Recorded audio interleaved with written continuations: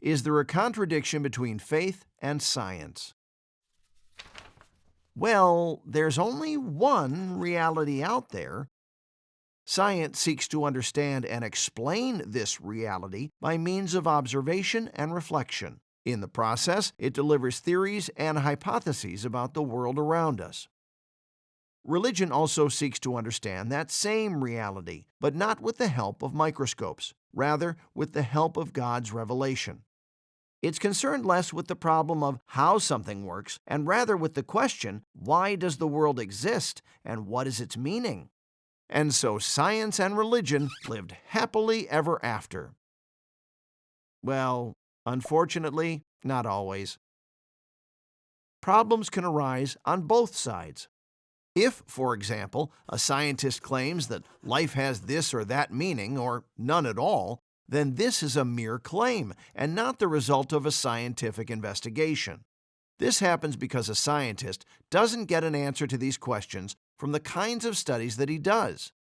While he may be able to understand how something works, the question of ultimate purpose and meaning do not reveal themselves to him. To put it in an example, if I understand how a car works, why an engine runs, how all the parts work together, and so on, I nevertheless have absolutely no idea where the car is going.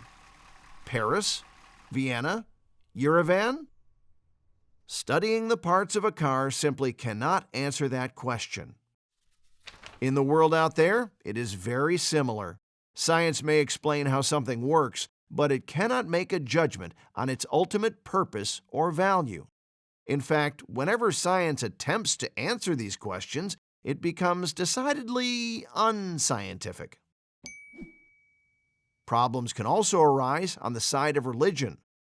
This happens whenever revelation is misinterpreted. For example, when the figurative language found in parts of the Bible is not understood as figurative, but rather explained word for word. Or if one were to ignore the fact that the Bible is not a divine dictation, but rather the work of divinely inspired authors working out of their own respective cultures, time, and language. When these things are forgotten, it can lead to errors and, quite possibly, to conflicts with disciplines of science. It is important to see in these cases, however, that it is not revelation that errs, which is impossible since it comes from God, but rather it is our interpretation of revelation that is in error.